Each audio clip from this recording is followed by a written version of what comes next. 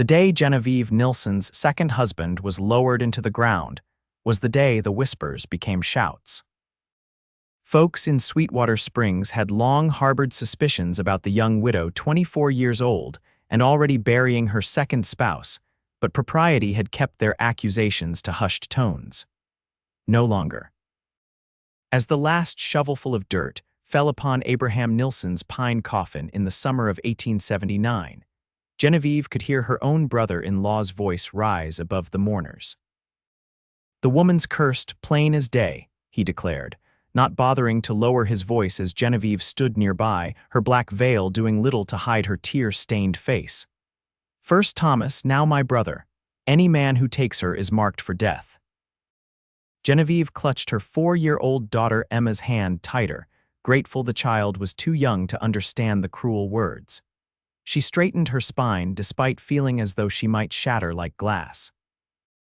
2 husbands dead in 5 years, the first to cholera, the second crushed beneath his own wagon when the wheel broke on a steep hill. Accidents, tragedies, nothing more, but Sweetwater Springs needed someone to blame. "I thank you all for coming," she said softly to the dwindling crowd, most of whom wouldn't meet her eyes. "Abraham would have appreciated your presence." By nightfall, Genevieve sat alone in the small cabin she'd shared with Abraham, Emma finally asleep after hours of asking when Papa would return. The fire crackled in the hearth, casting long shadows across the wooden floor. Soon the food brought by neighbors done out of obligation rather than compassion would run out. The small general store Abraham had built in town would need to be sold. Their savings wouldn't last long. The knock at the door startled her. It was well past a decent hour for visitors. "Mrs. Nilsson." The voice belonged to Sheriff Parker, a man who had always been fair to her family, even as others grew distant. She opened the door to find him standing beside her brother-in-law, Elias Nilsson, whose face was set in grim determination. "Evening, madam. I'm sorry to disturb you, but Mr. Nilsson here has some concerns he wishes to address." Elias stepped forward. "I've come for my niece. The child belongs with her father's family now." Genevieve's blood turned to ice. "Emma is my daughter, and she's my brother's child," Elias countered. "The town council agrees a child shouldn't be raised by," he paused, letting the unspoken accusation hang in the air. "By what, Elias? Say it plainly." Her voice was stronger than she felt.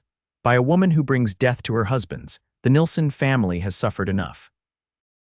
We'll take the child, give her a proper home with my wife and our children." Sheriff Parker looked uncomfortable. "Mrs. Nilsson, I'm not here to take sides, but Mr. Nilsson has submitted a formal petition to the judge. There'll be a hearing next week. Get out." Genevieve's voice trembled with fury. "Both of you. My daughter stays with me." After they left, Genevieve sank to the floor, her mind racing.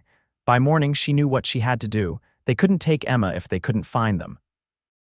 2 days later, Genevieve Nilsson and her daughter disappeared from Sweetwater Springs, leaving behind only a locked cabin and a store that would never open again. The stagecoach lurched over another rut in the road, jostling Genevieve from her fitful sleep. Emma's head rested on her lap, the child somehow able to sleep through the constant movement. 3 days of travel had brought them far from Sweetwater Springs, but not far enough. Not yet. "Final stop ahead, folks. Welcome to Cottonwood Creek," the driver called out. Genevieve peered through the dust-coated window. Cottonwood Creek looked like dozens of other frontier towns she'd passed through a wide main street lined with wooden buildings, horses tied to hitching posts, men in wide-brimmed hats going about their business. It was smaller than Sweetwater Springs, which suited her purposes. Smaller meant fewer questions. "Mama, are we home now?" Emma asked, rubbing her eyes as she woke. "Not yet, sweetheart, but we'll rest here tonight." The stagecoach rolled to a stop in front of the Cottonwood Creek Hotel, a 2-story building that had seen better days but still maintained a certain frontier dignity. Genevieve gathered their few belongings, one trunk containing all they could carry from their former life. As they stepped down from the coach, Genevieve nearly collided with a tall man leading a chestnut mare. "Pardon me, madam," he said, steadying her with a gentle hand on her elbow.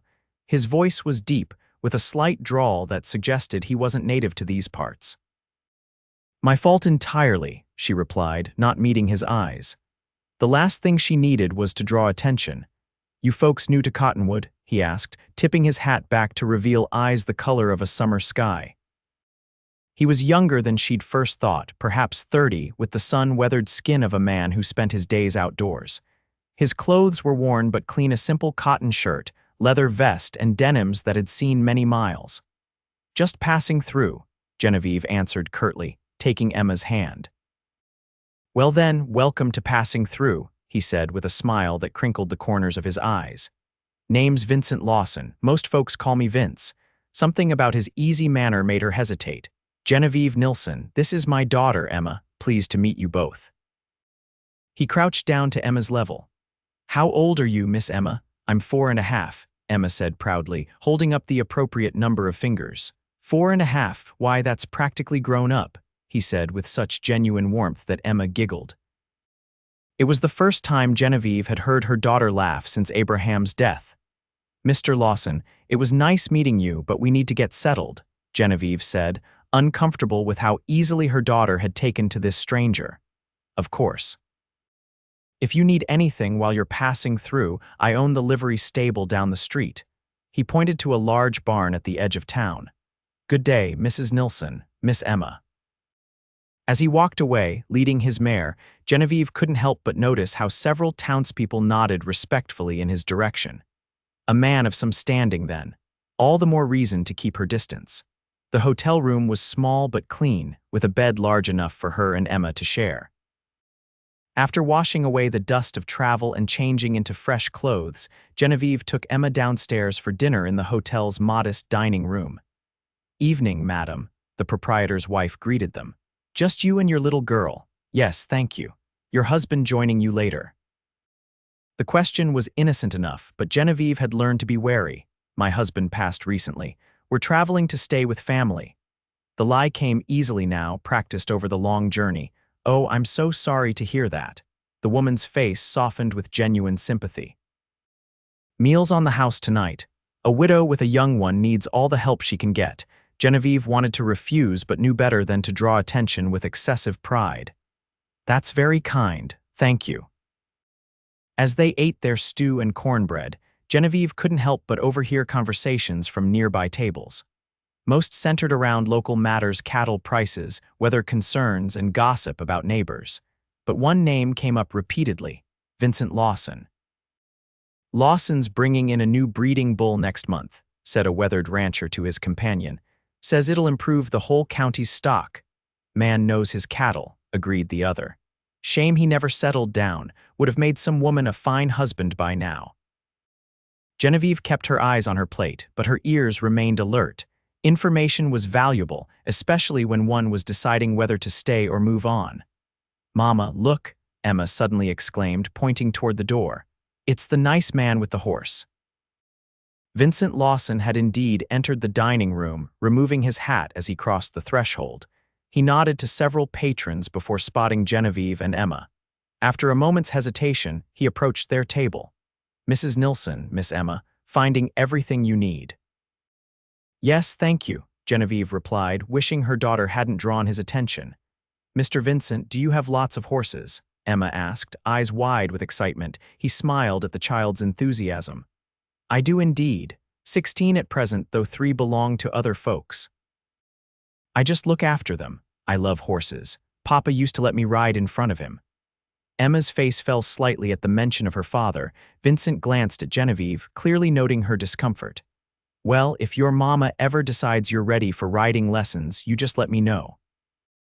We won't be staying that long, Genevieve said firmly. Of course. He straightened. Mrs. Nilsson, if you don't mind my asking, where are you headed? California, she lied. My sister lives in Sacramento. That's quite a journey with a little one. He seemed to choose his next words carefully. The next stage west doesn't leave for 3 days. If you need work while you're waiting, Widow Hathaway at the dress shop mentioned she's looking for help. She's getting on in years and her eyes aren't what they used to be. Genevieve's hands stilled on her napkin. Work meant money and money meant options. 3 days might stretch to a week, enough time to replenish their dwindling funds before moving on. Thank you for the information, she said, Not committing either way, he nodded, understanding her reticence. "Good evening to you both," he said, moving to join a table of men near the back of the room. Later that night, as Emma slept soundly beside her, Genevieve stared at the ceiling, calculating. Their money would last another 2 weeks at most. Elias would be searching for them by now, but he'd likely look east first, toward her parents' old homestead in Missouri. Few would expect her to head west on her own. Perhaps a short stay in Cottonwood Creek wouldn't be so risky, just long enough to earn traveling money. Just long enough to plan their next move, just long enough to breathe. Morning brought clear skies and a decision. After breakfast, Genevieve left Emma in the care of the hotel proprietor's wife, a kindly woman named Mrs. Fletcher, and made her way to Hathaway's dress shop on the main street. The bell jingled softly as she entered the shop, which smelled pleasantly of lavender and starch. Bolts of fabric lined the walls, and a collection of ready-made garments hung on display. Behind the counter, an elderly woman with silver hair pulled into a neat bun looked up from her ledger. "Good morning," Genevieve said. "I understand you might be looking for help. My name is Genevieve Nilsson." Widow Hathaway studied her over spectacles that slid too far down her nose.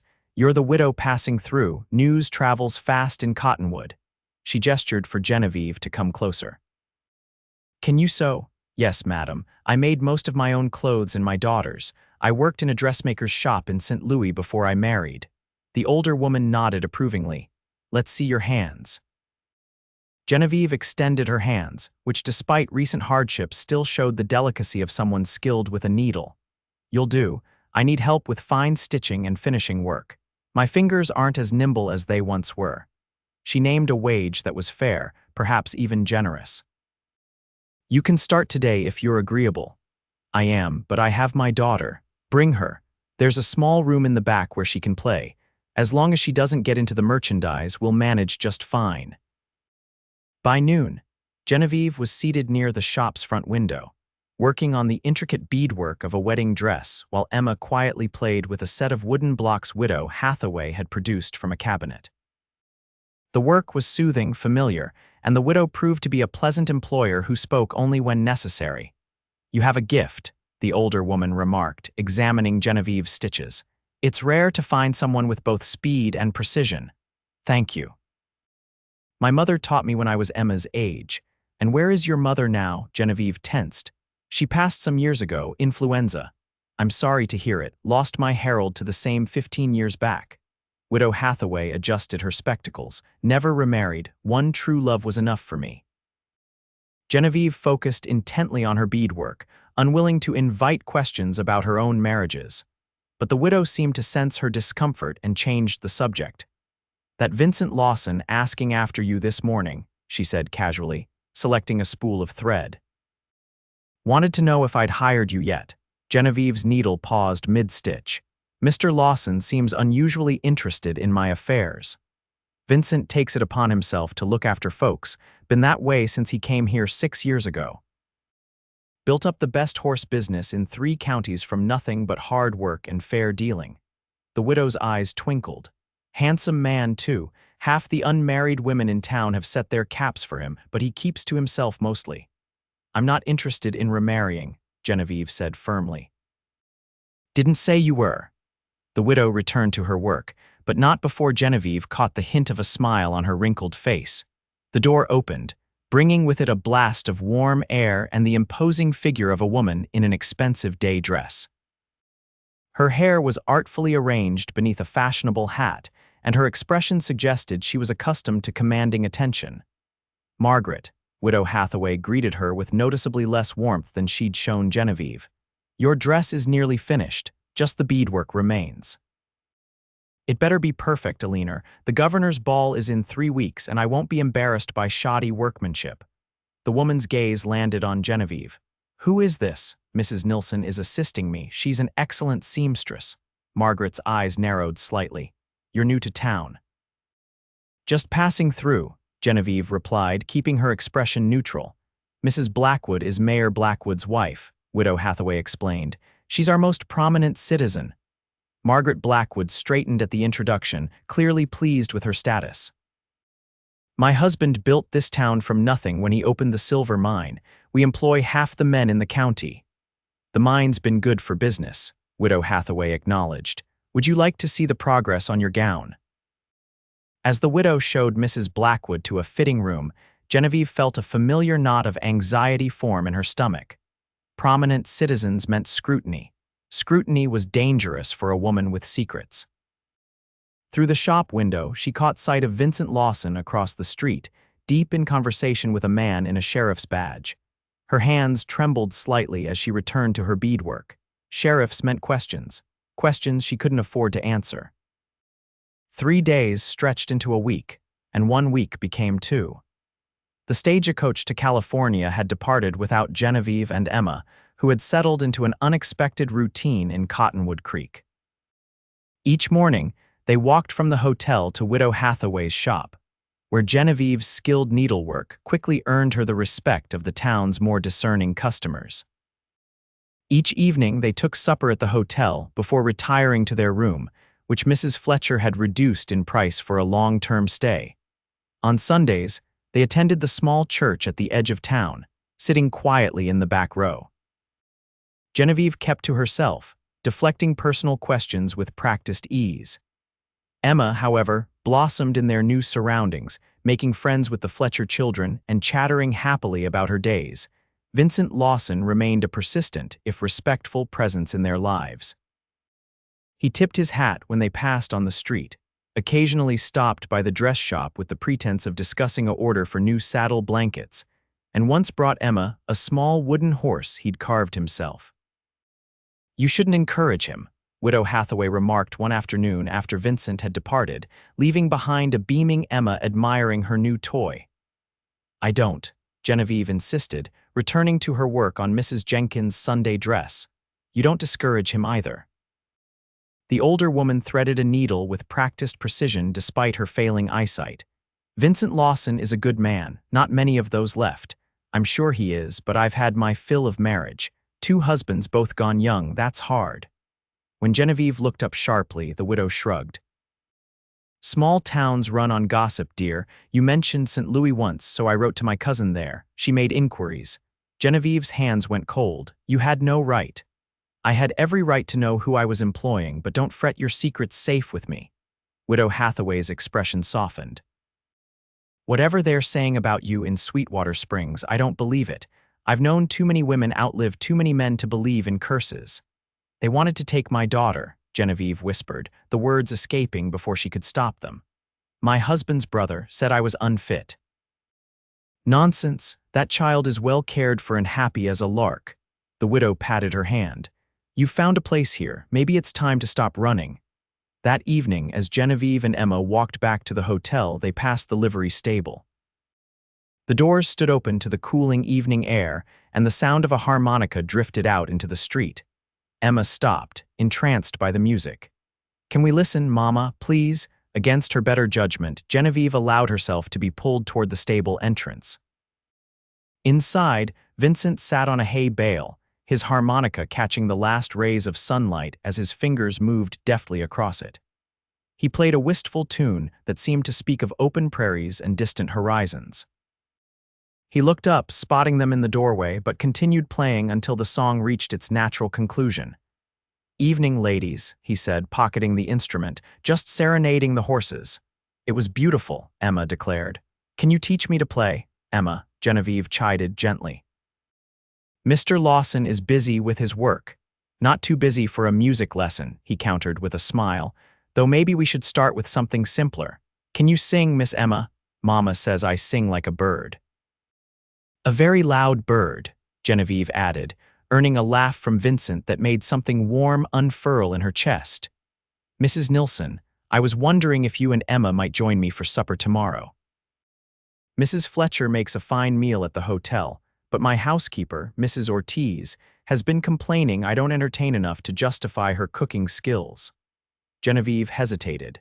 Dining at a man's home would set tongues wagging, even with a housekeeper present. But before she could formulate a polite refusal, Emma clapped her hands.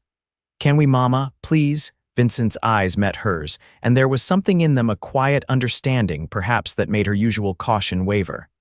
We would be honored, Mr. Lawson. Thank you. His smile was like sunrise breaking over the mountains. Wonderful. Shall we say 6 o'clock? My place is just behind the livery, the white house with the blue shutters. As they walked away, Emma skipping ahead, Genevieve wondered if she'd made a terrible mistake. Getting close to anyone, especially a man like Vincent Lawson, wasn't part of her plan. Yet something about him made her wonder if perhaps there could be more to life than just surviving. The following evening found Genevieve standing before the small mirror in their hotel room, critically assessing her appearance. She'd worn her best dress, a deep blue that brought out the gold in her brown eyes. Her honey blonde hair was pinned up in a simple but elegant style, with a few tendrils framing her face. "You look pretty, Mama," Emma said from the bed where she sat in her own Sunday best, swinging her legs. "Thank you, sweetheart." Genevieve touched her wedding ring, still on her finger out of habit and protection. After a moment's hesitation, she slid it off and placed it in her small jewelry box. "This is just dinner with a friend," she reminded herself as much as Emma. Vincent's home surprised her. From the outside, it was modest, a well-maintained clapboard house with the promised blue shutters and a small front porch adorned with potted geraniums. Inside, however, it revealed the soul of its owner. Bookshelves lined one wall of the sitting room, filled with volumes on everything from horse breeding to Shakespeare. A piano stood in one corner, its surface adorned with framed photographs. Simple but quality furniture filled the space, and landscape paintings, some quite good, hung on the walls. "My sister is the artist," Vincent explained, noticing her admiring a painting of a mountain sunset. "She lives in Denver now with her husband and children, sends me a new one every Christmas." Mrs. Ortiz, a plump, cheerful Mexican woman in her 50s, served a dinner of roast chicken, fresh vegetables from Vincent's garden, and an apple pie that had Emma wide-eyed with anticipation. Throughout the meal, Vincent regaled them with stories of his journey west from Virginia after the war, his failed attempt at gold mining, and his eventual success with horses. "Enough about me," he said finally, as Mrs. Ortiz poured coffee for the adults and milk for Emma. "You mentioned St. Louis, were you born there?" Genevieve sipped her coffee, choosing her words carefully. "No, I grew up on a small farm in Missouri. My parents sent me to St. Louis to work in my aunt's dress shop when I was 16.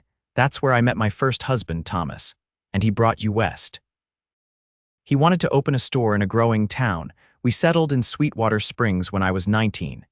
She deliberately omitted any mention of Thomas's death or Abraham. Emma was born there. If Vincent noticed the gaps in her story, he didn't press. Instead, he turned to Emma. "And what do you think of Cottonwood Creek, Miss Emma? Does it compare to Sweetwater Springs?" "I like it better," Emma declared.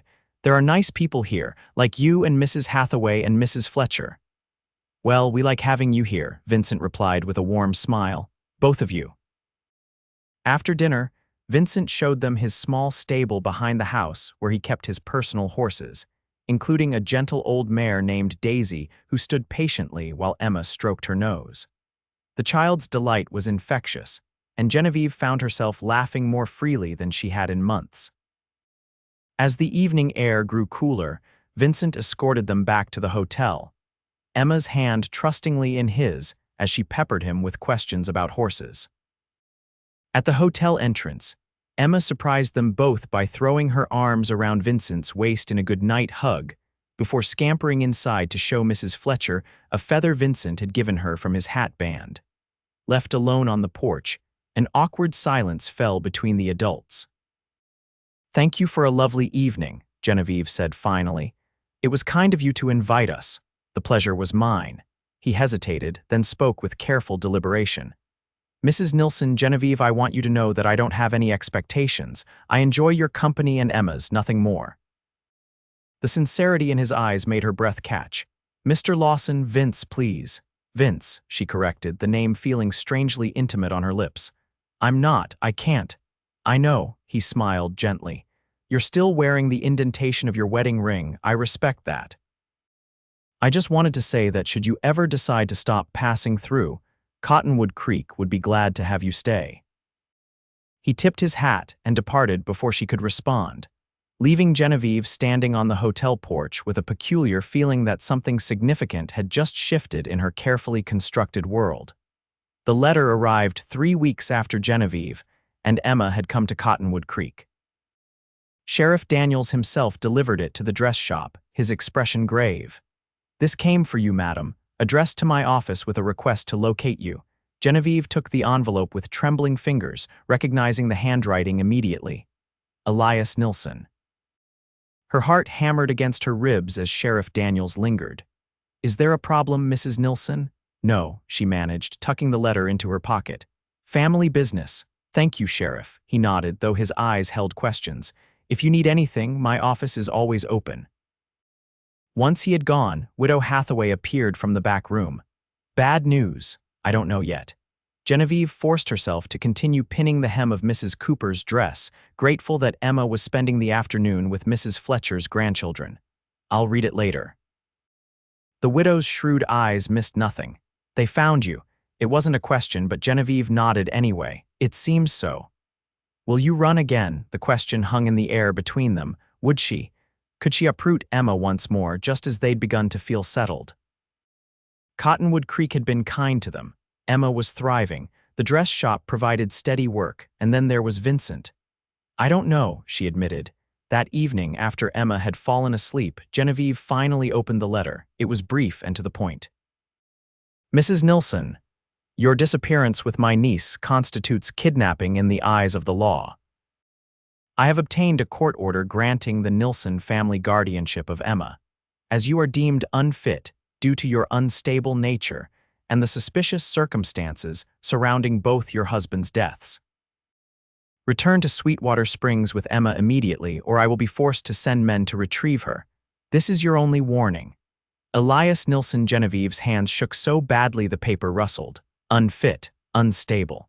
The words burned like brands. He'd convinced a judge. He had the law on his side. And now he knew where they were. She looked at Emma sleeping peacefully, her wooden horse clutched in one small hand. No court order would take her child. No one would call her unfit and unstable and make it stick. She'd run before and she could run again. But where? How far would be far enough? How long could they live this way? Dawn found her still awake, her trunk half packed. They would leave on the morning stage, she decided. California, perhaps, or Oregon. Somewhere Elias's reach couldn't extend. She was so lost in planning their escape that the knock at her door startled her badly. Instinctively, she reached for the small derringer she kept in her bag before approaching the door. "Who is it?" she called softly, not wanting to wake Emma. "It's Vincent. I need to speak with you." She opened the door to find him looking as though he hadn't slept either. His normally tidy appearance was rumpled, and concern etched lines around his eyes. "Sheriff Daniels told me about the letter," he said without preamble. "You're planning to leave." She glanced at her half-packed trunk, visible from the doorway. "I don't have a choice." "You always have a choice, Genevieve." He ran a hand through his hair. "May I come in, just to talk?" She hesitated, then stepped aside. Propriety be damned, her reputation was the least of her concerns now. Vincent entered, careful to leave the door ajar for the sake of appearances. His gaze fell on Emma, still sleeping soundly, then returned to Genevieve. "Tell me everything," he said quietly. "The truth this time." And so she did. Words poured out of her like water from a broken dam. Thomas's death from cholera after just 2 years of marriage, leaving her a widow at 21 with an infant daughter. The struggle to survive alone. Abraham Nilsson, the kind shopkeeper who'd offered marriage and security when Emma was barely a year old. 3 good years together before the wagon accident that crushed him. "The whispers started after Thomas died," she explained, voice hollow with remembered pain. "But after Abraham. They called me cursed, said any man who married me was doomed. Elias was the worst. He never thought I was good enough for his brother. When Abraham died, he saw his chance to take Emma, so you ran. Wouldn't you? She's all I have left." Genevieve looked at her daughter's sleeping form. "I won't let them take her from me. I can't." Vincent was silent for a long moment, his expression unreadable in the dim light of early morning. Finally, he spoke. "Marry me." Genevieve stared at him, certain she'd misheard. "What? Marry me?" he repeated, his voice stronger. "Today, now." "Have you lost your mind? Did you hear nothing I just said? Men who marry me die, Vincent. The whole town of Sweetwater Springs believes I'm cursed. I don't believe in curses. He moved closer, his eyes intent on hers. I believe in you. I believe in what I see: a strong woman who's faced more than her share of tragedy and kept going for her daughter's sake. A woman I've grown to care for deeply. You barely know me. I know enough. He took her hand, his touch warm and steady. Listen to me. If we're married, Elias's claim on Emma weakens considerably. A child belongs with her mother and stepfather, not an uncle she barely knows. We can fight the court order together. Why would you do this? Risk your life, your reputation, because some things are worth the risk. His thumb traced circles on her palm. I'm not asking for anything from you, Genevieve. This can be a marriage in name only if that's what you want, but it would give you legal protection. It would give Emma stability. Hope, that dangerous emotion she'd suppressed for so long, flickered to life in her chest. And if something happens to you, if the curse is real, a smile touched his lips. Then I'll have spent whatever time I have with the two people who have brought more joy to my life in 3 weeks than I've known in years. The logic of his proposal was sound. As a married woman with a respectable husband, her position would be stronger. Elias would have a harder time convincing a judge she was unfit, and yet, I can't ask you to sacrifice yourself this way. You didn't ask, I offered. Vincent's gaze was steady. The question is, will you accept? Emma stirred in the bed, mumbling something in her sleep before settling again. Genevieve looked at her daughter, then back at the man standing before her, this man who'd shown them nothing but kindness since the moment they'd arrived. Yes, she whispered, the word both terrifying and liberating. Yes, I'll marry you.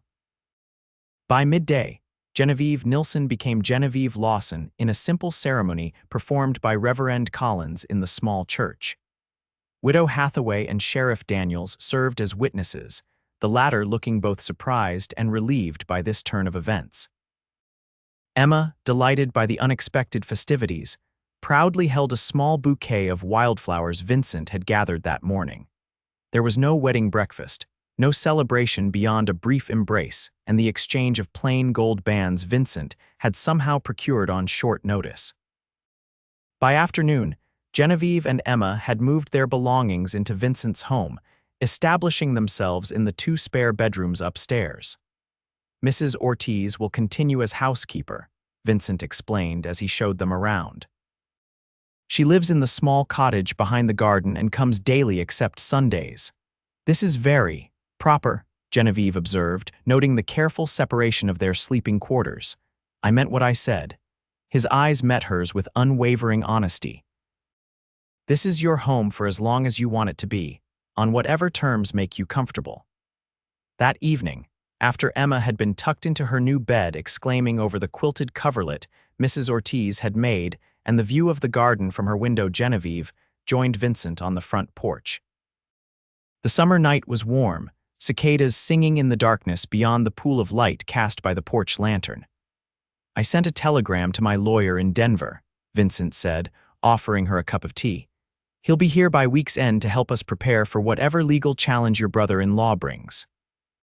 Former brother-in-law, she corrected, accepting the tea. Thank you for everything. You don't need to thank me. I do. Most men wouldn't entangle themselves in another man's troubles, especially not for a widow with a reputation like mine. Vincent was quiet for a moment, looking out into the darkness. My father died when I was 12, he said finally. Left my mother with 4 children and a farm she couldn't manage alone. Within a year, she remarried a man from the neighboring farm, not for love, for survival. Genevieve listened, sensing this was a story he rarely shared. He was cruel when no one was looking, treated us like servants, not children. When my sister turned 16, the way he looked at her changed. His jaw tightened at the memory. I was 18 by then. I took her and my younger brothers and we left in the night, traveled west, worked odd jobs, kept moving until we found places to settle. You protected them, Genevieve said softly. I tried. My point is, I understand what it means to do whatever it takes to protect someone you love. He turned to face her. I couldn't help my mother, she chose to stay with him, but I can help you and Emma. In that moment, Genevieve saw Vincent Lawson clearly not just the respected businessman or the handsome bachelor who'd caught her eye, but the man who'd been shaped by his own losses and triumphs. A man who understood sacrifice because he'd made his own. "I misjudged you," she admitted. "I thought you were being kind out of other motivations." A smile touched his lips. "Well, I won't claim your pretty face didn't catch my attention that first day at the Stagecoach, but it was your strength that held it." Heat rose to her cheeks at his candid admission. "Even knowing what people say about me, that I'm cursed, especially knowing that." He set his cup aside and leaned forward, elbows on his knees. "Genevieve, I've watched how you've carried yourself these past weeks. How you've provided for Emma, how you've maintained your dignity despite whatever shadows follow you. That's not a cursed woman, that's a remarkable one." His words wrapped around her heart like a warm blanket. How long had it been since someone had truly seen her beyond the whispers and suspicions? "I should go in," she said, suddenly overwhelmed by emotions she wasn't ready to examine. "It's been a long day," Vincent nodded, understanding in his eyes. "Good night, Mrs. Lawson." Her new name hung in the air between them, full of possibilities neither was quite ready to acknowledge. Elias Nilsson arrived in Cottonwood Creek exactly 1 week after Genevieve received his letter. He came with a deputy marshal and the court order, striding into town like a thundercloud. Genevieve, working at the dress shop when Mrs. Ortiz brought the news, felt ice form in her veins. "They're at the sheriff's office now," the housekeeper said, wringing her hands. "Senor Vincent sent me to fetch you while he speaks with them. Emma is safe at home with me, as you left her this morning. The senor said not to move her." Genevieve set aside the wedding dress she'd been altering and rose, smoothing her skirts with hands that barely trembled. She'd known this confrontation was inevitable. Vincent's lawyer, Mr. Harrington, had prepared them for it, outlining their legal position and the strength of their case. "You're no longer a widow of questionable circumstances," he'd explained 2 days prior. "You're the wife of one of the most respected men in the county. That changes everything." Now, walking purposefully toward the sheriff's office, Genevieve held those words close. She was no longer alone. She had allies. She had rights. The scene inside the sheriff's office was tense. Elias stood near the desk, his face flushed with anger. Beside him, a tired-looking man with a deputy marshal's badge seemed less certain. Vincent and Sheriff Daniels faced them, their expressions resolute. "Here she is now," Sheriff Daniels said as Genevieve entered. "Mrs. Lawson, your brother-in-law has some business with you." Elias's head snapped up at the name. "Lawson, what trickery is this? Her name is Nilsson." "Not anymore," Vincent said calmly. "Genevieve and I were married last week. I've adopted Emma as my legal daughter. The paperwork has been filed with the territorial court." "Impossible," Elias sputtered. "This is a ruse to circumvent the court's decision." The deputy marshal looked uncomfortable. "Mr. Nilsson, if she's remarried, the situation has changed substantially. She's manipulating the system. This man doesn't know what she is." Vincent's voice remained steady, though Genevieve could see the tension in his shoulders. "I know exactly who my wife is, Mr. Nilsson. The question is, why are you so determined to take a child from her mother? Because she's dangerous.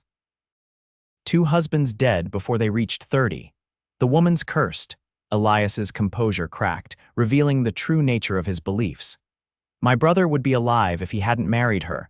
The deputy marshal's expression shifted from discomfort to skepticism. "Mr. Nilsson, you told the judge in Sweetwater Springs this was about the child's welfare." "It is." "No child should be raised by a what?" Genevieve interrupted, finding her voice at last.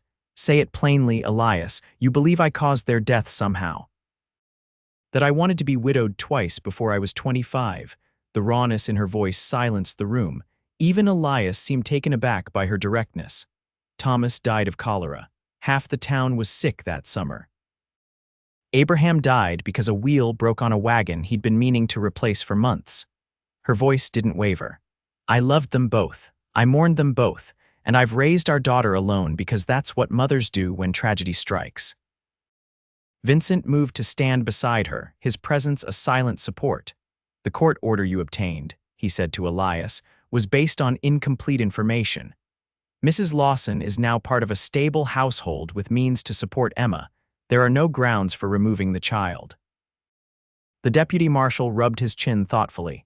He's right, Mr. Nilsson. This changes things. I'd need to consult with the judge before proceeding. This is absurd, Elias protested.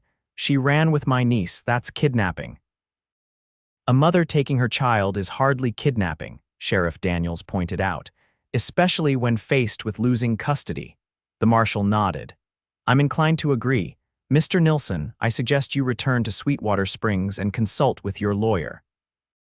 If you wish to pursue this, you'll need to file a new petition with the court, accounting for Mrs. Mrs. Lawson's changed circumstances.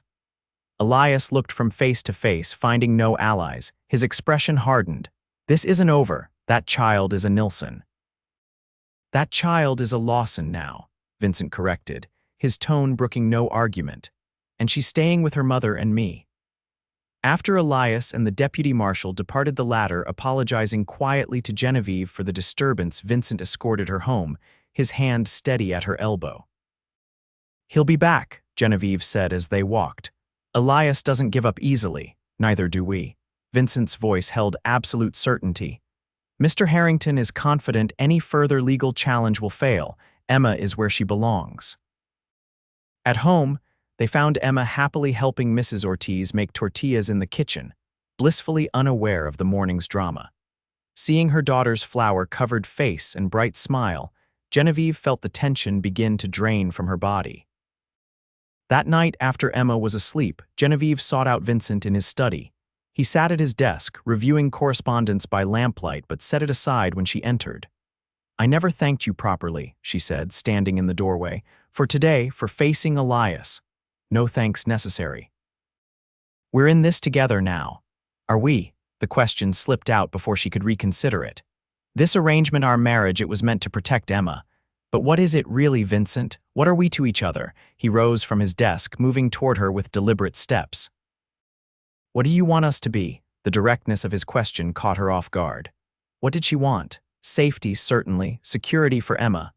But as she looked at this man who had offered both without hesitation, she recognized a deeper yearning she'd been denying. I want. She began, then faltered. I'm afraid to want anything, afraid to hope. 2 husbands gone, Vincent. What if Elias is right? What if there is some curse? I don't believe that. He stood before her now, close enough that she could see the faint lines at the corners of his eyes, the determination in his gaze. But if you need time, I understand. We have that luxury now. Impulsively, she reached for his hand. I don't want to waste time. Life is too unpredictable, too precious. I need to know this is real, that you didn't marry me solely out of pity or some sense of chivalry. His fingers interlaced with hers, warm and sure. Genevieve, I married you because from the moment you stepped off that stagecoach, something in me recognized something in you. Call it fate or chance or just plain luck, but you and Emma brought light back into my life. If that's not real, I don't know what is. He raised her hand to his lips, pressing a gentle kiss to her knuckles. The gesture, so simple yet so intimate, made her breath catch. I'm not asking for everything tonight, he continued softly. Just the chance to show you day by day that what we have can be more than an arrangement. It can be a true partnership, perhaps in time even love. The word hung between them, full of promise and possibility. Genevieve felt something shift inside her, a wall beginning to crumble, a door starting to open. I'd like that, she whispered, and was rewarded with a smile that warmed her to her core. That night, Genevieve slept more peacefully than she had in years, the weight of secrets and fear finally beginning to lift from her shoulders. Autumn came to Cottonwood Creek in a blaze of gold and crimson. The aspen trees in the nearby hills turned bright yellow, their leaves trembling in the cooling breeze. Genevieve, walking home from the dress shop, paused to admire the transformation of the landscape she was growing to love. 3 months had passed since her hasty marriage to Vincent, and life had settled into a rhythm that felt increasingly natural. Emma thrived in their blended household, starting school in September with the other town children. Mrs. Ortiz had become both housekeeper and friend, teaching Genevieve to make the Mexican dishes Vincent favored, and Vincent himself. Genevieve smiled at the thought of her husband. True to his word, he had given her time and space. never pressing for more than she was ready to give. Their relationship had evolved gradually, naturally shared meals and conversations, quiet evenings on the porch, his steady presence beside her in church each Sunday. The physical aspects of their marriage had developed with the same patient care. The first time he'd truly kissed her had been on a summer evening 6 weeks after their wedding. They'd been walking home from a town social, Emma already asleep at the Fletchers for the night. Under a sky scattered with stars, he'd stopped and turned to her, his eyes asking a question his lips hadn't yet formed. "May I?" he'd asked simply, and she'd nodded, heart racing as he lowered his mouth to hers. The kiss had been gentle at first, almost reverent, but had quickly deepened into something that awakened long-dormant desires. That night, she'd gone to his room instead of her own, and their marriage had been consummated with a tenderness that brought tears to her eyes. Since then, they'd grown closer in every way, learning each other's bodies with the same care they'd learned each other's hearts. Vincent was a considerate lover, attentive to her needs and generous with his affection. In his arms, Genevieve found healing she hadn't known she needed. As she approached their home, for it truly felt like hers now, she saw Emma in the front yard, receiving her first riding lesson on Daisy the mare. Vincent stood beside the horse, one hand on the bridle, the other supporting Emma's back as she sat proudly in the small saddle he'd had made especially for her. "Look, Mama," Emma called, waving excitedly. "I'm riding, I see that." Genevieve called back, her heart swelling at the sight of her daughter's joy and her husband's patient instruction. "You're a natural, just like your father." The words slipped out naturally, surprising her. Vincent glanced up, his eyes meeting hers across the yard. The smile they shared acknowledged the significance of what she'd said. Emma had begun calling him Papa weeks ago, but this was the first time Genevieve had referred to him as her daughter's father. Later that evening, after Emma had gone to bed still chattering about horses and how soon she might have one of her own, Vincent found Genevieve in the kitchen, preparing lunch pails for tomorrow. "Did you mean it?" he asked, leaning against the doorframe. "What you said earlier about me being Emma's father," Genevieve set down the knife she'd been using to cut bread. "Yes," she said simply. "You are her father in all the ways that matter, the way you care for her, teach her, protect her. Thomas and Abraham would be grateful, I think, knowing she has you now." Vincent crossed the room to her, taking her hands in his. "And what about you, Genevieve? Am I your husband in all the ways that matter?" The question held no demand, only honest inquiry. Looking up into his eyes, Genevieve felt the last of her reservations dissolve. "You are so much more than I ever dared hope for," she admitted. "When I came to Cottonwood Creek, I was running from the past, afraid of the future. You gave us both a home, safety. But more than that, you gave us love when you had no obligation to do so. Loving you has never felt like an obligation." His thumb traced the line of her jaw.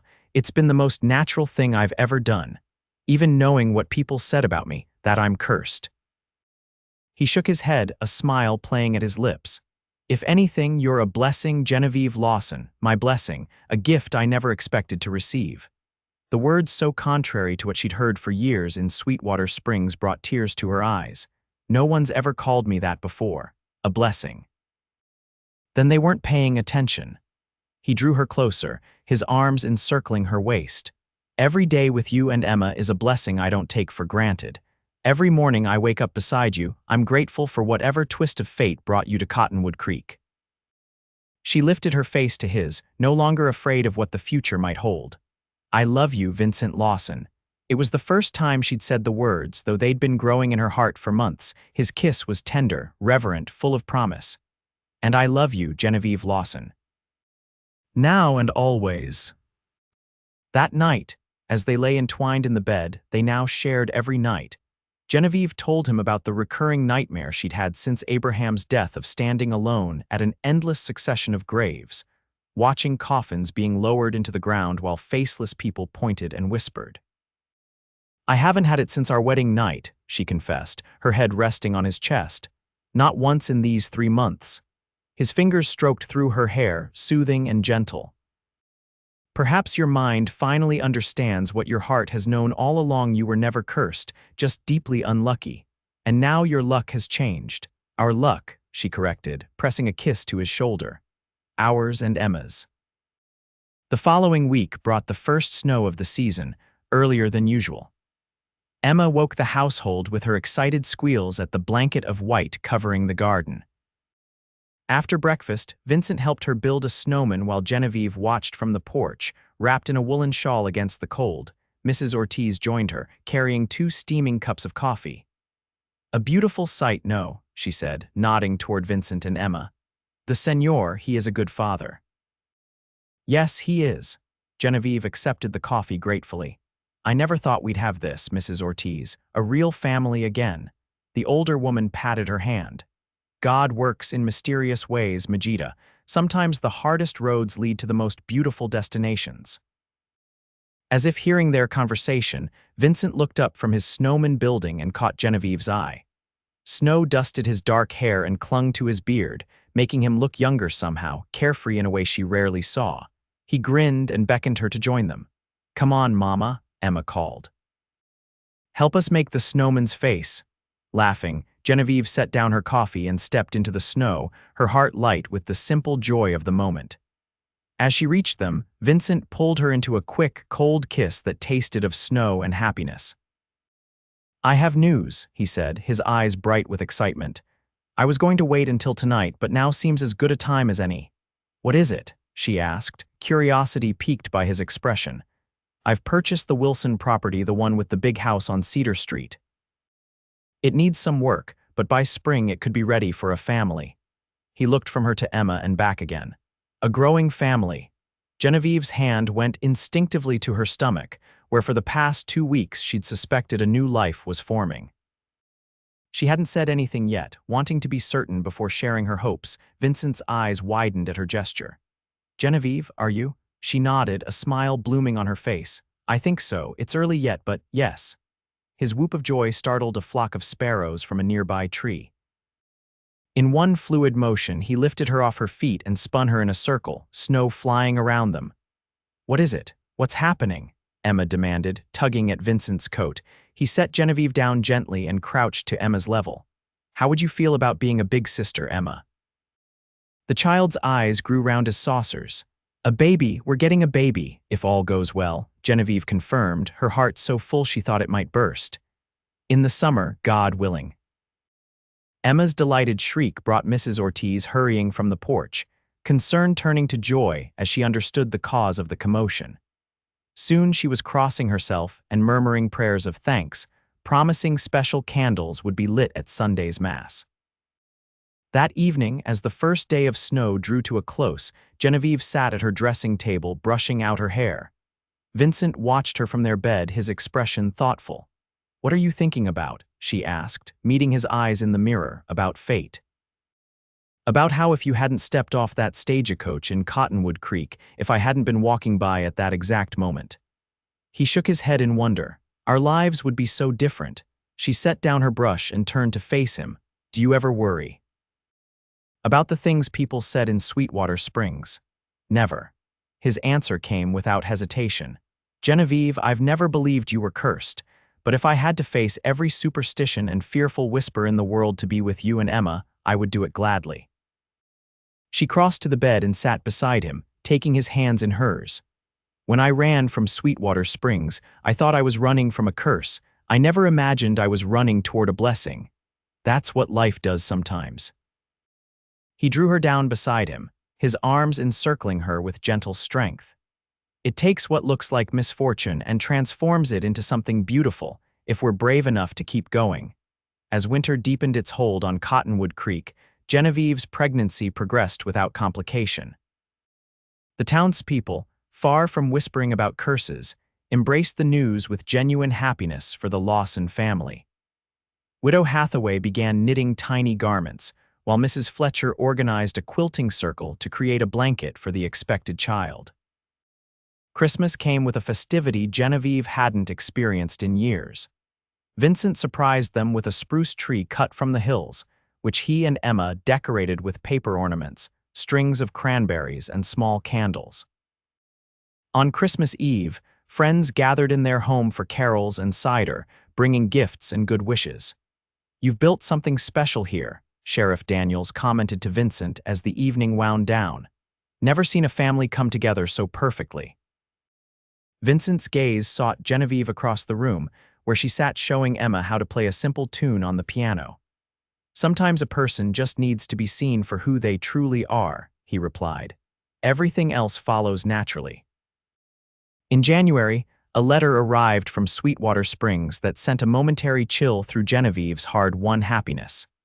It was from Martha Jensen, who had been Genevieve's closest friend before the whispers began. "Dear Genevieve, I hope this letter finds you well. Word has reached us of your new life in Cottonwood Creek, your marriage, your expected child. I write to offer both congratulations and an apology. Elias Nilsson suffered a stroke last month. Before he passed, he confessed to spreading rumors about you after Abraham's death. It seems he had mismanaged some of Abraham's business investments and feared you would discover the truth if you maintained control of the store. The tales of curses were his creation, designed to undermine your standing in the community. Those of us who once called you friend are ashamed we were so easily swayed by gossip. If you can find it in your heart to forgive us, know that the truth has now been spoken aloud, and your name has been cleared in Sweetwater Springs. With deepest regrets, Martha Jensen." Genevieve read the letter twice, emotions warring within her anger at Elias's manipulation, vindication at having her suspicions confirmed, and a strange, unexpected grief for the community she'd once called home. "Are you all right?" Vincent asked, finding her still sitting with the letter long after she'd finished reading. "I don't know," she admitted. "All this time it was just one man's greed and lies. So many lives changed because Elias couldn't admit to his own failings." Vincent sat beside her, his hand covering hers. "What will you do?" She considered the question carefully. "Nothing, I think. Sweetwater Springs is my past. You, Emma, this baby, you're my future." She folded the letter and set it aside. "I don't need their apologies or their clearing of my name. I found something better, people who believed in me before the truth was known." He pressed a kiss to her temple. "Still, it must be a relief to know it wasn't just tragedy following you, that it was simply human malice which can't follow you here." "It is," she acknowledged. "Though part of me already knew, since coming to Cottonwood Creek, since finding you, I've felt the weight lifting. As if deep down, I never truly believed I was cursed either." Spring arrived with a riot of wildflowers carpeting the hills around Cottonwood Creek. Genevieve, now in her 7th month, watched from the porch of their new home on Cedar Street as Vincent and Emma planted a vegetable garden. The house Vincent had purchased was everything he'd promised: spacious and solid, with room for their growing family and a view of the mountains from the upstairs windows. "Mrs. Lawson." The call came from the street, where Widow Hathaway approached with a basket over her arm. "I've brought those baby gowns I promised. Finest cotton I could find." Genevieve welcomed her former employer, now dear friend, with a warm embrace. "You've outdone yourself, Alina. Come in for tea." As they settled in the parlor, the widow eyed Genevieve's rounded figure with approval. "You're blooming, my dear. Motherhood agrees with you." "It's more than that," Genevieve admitted, pouring tea into delicate cups Vincent had ordered from Denver as a housewarming gift. "It's having a place where I truly belong. People who care for me, not despite my past but including it as part of who I am. Vincent's a good man. I knew it the moment he asked after you that first day." The widow's eyes twinkled. "Though I confess, I didn't expect things to move quite so quickly between you two." Genevieve laughed, a sound that came easily these days. "Nor did I, but when something's right, why wait? Life has taught me its precious nature all too well." Through the window, she could see Vincent lifting Emma to plant a seed in the freshly turned earth, his hands gentle as they guided hers. The sight filled her with a contentment so profound it brought tears to her eyes. "My dear, are you all right?" the widow asked, concerned. "More than all right," Genevieve assured her, wiping away a happy tear. "I was just thinking about how much has changed in a year. Last spring, I was running for my life, believing myself cursed. Now look at us." The widow patted her hand. "The curse was never yours to bear, Genevieve. It belonged to those who judged without understanding, who feared what they couldn't explain." "Vincent calls me his blessing," Genevieve said softly. "Can you imagine? After years of being called cursed to be someone's blessing, he's a wise man, your husband. The widow's gaze followed Genevieve's to the garden scene. And a fortunate one. You're as much a blessing to him as he is to you. In June, as summer heat settled over the valley, Genevieve's labor began. Vincent sent Emma to stay with the Fletchers and summoned both the town doctor and Mrs. Ortiz, whose experience with childbirth spanned decades. The labor was long but uncomplicated.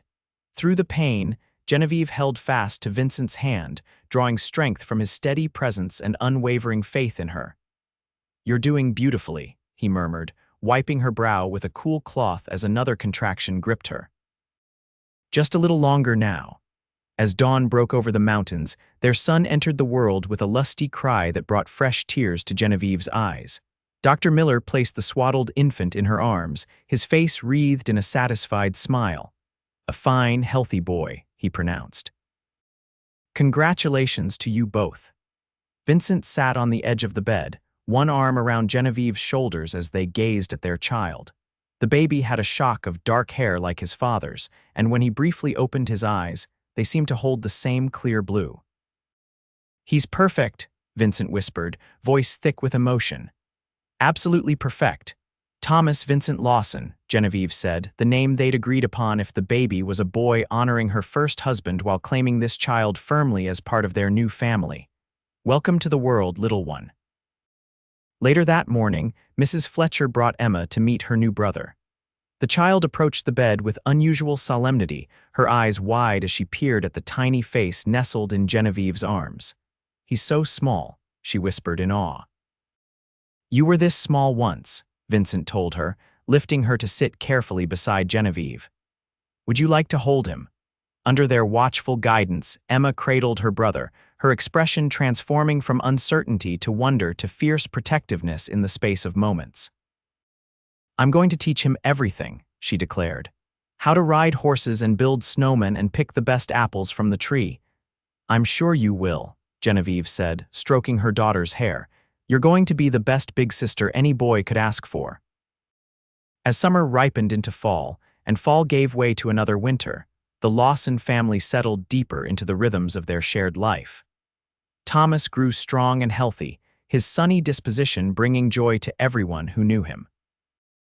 Emma thrived in school and on horseback, where Vincent's patient instruction had transformed her from a novice to a confident young rider. On the anniversary of their hasty wedding, Vincent surprised Genevieve with a small gold locket containing miniature portraits of Emma and Thomas. "For the two miracles you brought into my life," he said as he fastened it around her neck, "and for the miracle you are yourself." "I'm hardly a miracle," she protested, though the gift touched her deeply. "A woman who faced what you faced and emerged with such capacity for love." "I'd call that miraculous." He drew her into his arms, his kiss tender with reverence. "1 year ago, you agreed to marry a virtual stranger to protect your daughter. You took a leap of faith few would have dared. And you married a woman rumored to be cursed," she reminded him. "Which required a different kind of courage entirely. The best decision I ever made." His hands framed her face, thumbs gently tracing her cheekbones. "Do you know what Widow Hathaway told me the day after we met?" She said, "That woman isn't cursed, Vincent Lawson. She's a blessing waiting for someone wise enough to recognize her." Genevieve's eyes widened. "She never told me that. She's a perceptive woman, saw what I was only beginning to understand myself." He smiled, the smile that still made her heart skip a beat after a year of marriage. "That sometimes, what others fear most is exactly what we need most in our lives." As they stood together in the home they'd built, their children sleeping peacefully upstairs, Genevieve reflected on the strange and winding path that had brought her to this moment. From desperation to hope, from running to standing firm, from being called cursed to being claimed as a blessing, her life had transformed in ways she could never have imagined when she'd stepped off that stagecoach in Cottonwood Creek. "I love you, Vincent Lawson," she said, the words as fresh and true as the first time she'd spoken them.